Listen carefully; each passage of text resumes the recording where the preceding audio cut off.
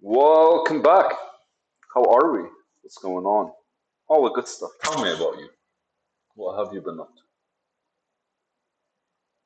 Are you satisfied? Is it really all that matters? Ah, fundamental things to consider. I'm sorry, man. I don't know how to I still don't know how to say hi, especially when I'm kind of when it's not. I don't know.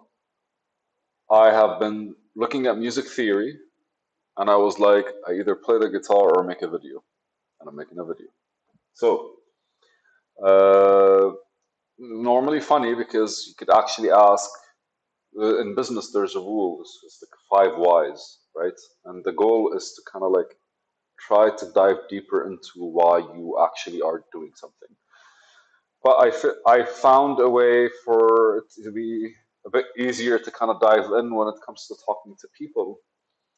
And I don't know, right now it's kind of like, just if I were to talk to you guys, what would you respond? And how would you respond? And how would I respond? Right? So in my head, I was like, what's up? Tell me. All doing what you want. Everything is good. How's life and all the good stuff. And then normally people would say something like, oh, it's great. It's amazing. Or like, oh, as long as you're doing what you want to do. And then people kind of go like, am I? Oh, yeah, sure. Amazing. Like this. And it's all, that's it. That's all that's enough, right? Like that's enough as long as you're doing what you want to do. And then you kind of think about it. By that stage, people are literally thinking, is it enough? And I don't know, at least I do. And I normally tend to ask these questions in a way, or just engage with people in a way that kind of promotes, what are you thinking about? How satisfied are you? Is it really about our satisfaction? Anyways, today's video, it's 2 minutes. Gintama. If you have time to fantasize about a beautiful death, why not live beautifully until the very end? So it seems like these two quotes are after I binged for a while on some anime shorts or reels or something like this. Gintama, if you have time to fantasize about a beautiful death, why not live beautifully until the very end? It's fascinating because the I watched Gintama, so the whole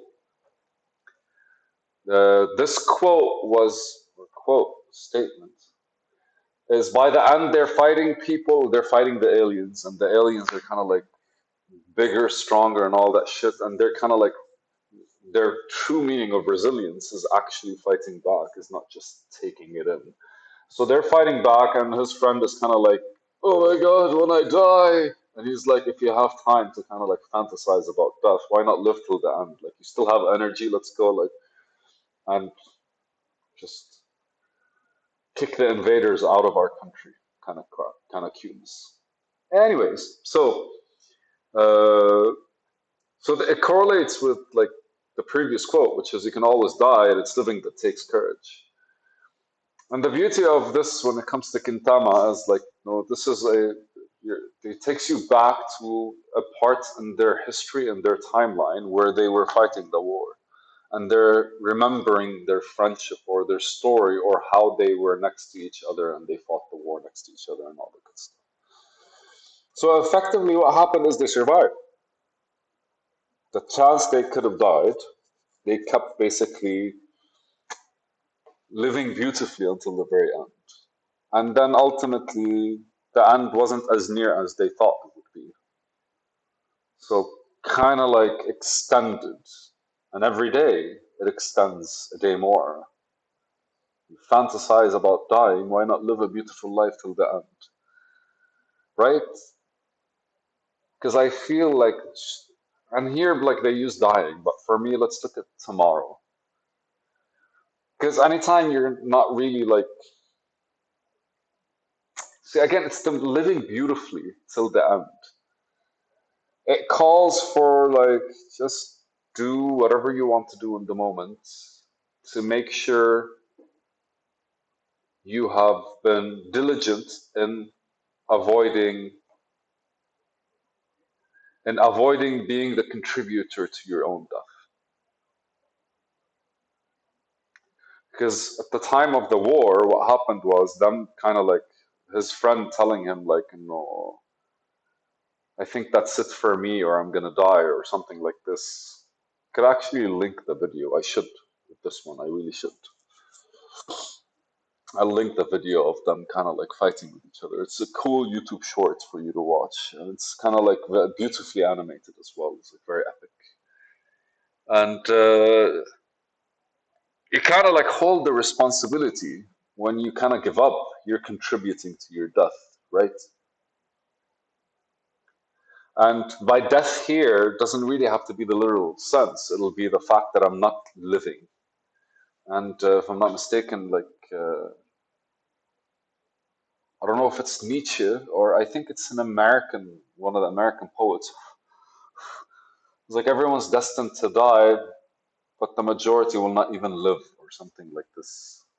That's what he talks about. And so, like, you kind of like giving up, him kind of giving up, would have led to his physical death, his friend. But for us, when we're kind of like living beautifully till the end, because anytime we give up and we're welcoming the end, whatever the end is, it hits us as soon as we kind of like are no longer living. Because then we're contributing. Every single thing we do, we're contributing. Now, forget. I'm not forgetting that there's nature. Like, you are going to die. But the metaphorical death of your own being in this world, in this realm, the metaphorical death of your existence, kind of like where you kind of go, hey, I I could have done things differently, right? I could have been different. I could have seen, went, adventured, slept, loved, healed, helped, been an asshole differently. I don't know. But everything is an option as long as that's what you want to do. So it feels like the day we kind of give up on that, the day we don't really just look at that concept of instead of us, when we're contributing to life, we're living beautifully until the very end. And anytime we're not doing that, we're kind of contributing directly to death. And so just now that we're able to look at it from death's perspective, because contributing to life is fucking is work, is hard work, is heavily, is like I really have to be on top of my game. But doesn't it give us more momentum to just instead of contributing to life, maybe just avoid contributing to death? And instead of doing something in order for you to kind of like show you're alive, the fact that you didn't do it contributes to death. So instead of thinking, how will I do it? I could be thinking, how can I not actually, how can I not contribute to death by not doing it? Because not doing it contributes to death. And I want to do the opposite of that. So I don't really want to be thinking about doing it. Because thinking about doing it means you have to kind of explore a whole lot of stuff. But if you can avoid not doing it, if you can avoid the act of not doing it, so there's doing it and not doing it. And both of them work, right? Because if I avoid doing it, I'm practically contributing to my death because I'm not actually doing it. So I'm avoiding doing it, which means I'm not doing it. And if I'm avoiding doing it, technically it's I'm doing it. So what happens is you kind of like avoid not doing it. And by doing that, you eliminate everything that could contribute to you not living by actually giving you a beautifully like kind of energetic all over the place life. Because instead of your effort thinking about it more from nature's perspective, we don't really as human beings contribute to anything. Like if you plant its seed, you're not contributing to its growth. You're contributing to its nourishment. You're contributing to its hydration. But you're not contributing to its growth. You're not making it grow. Then if we think about things this way, Because like anytime you're watering the plant, you're just kind of like contributing to the environment. But the seed will grow on its own. And if the seed doesn't fucking want to grow, man, it won't.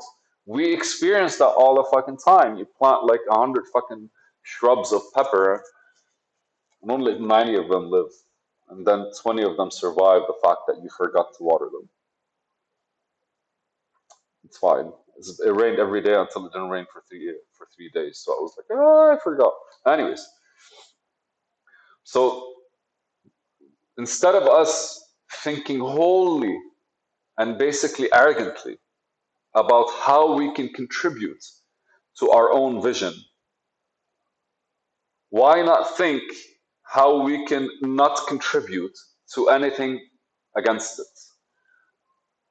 Because by avoiding all the shit that contributes to everything else, what we end up with is like a mean, focused machine, fully aligned, right?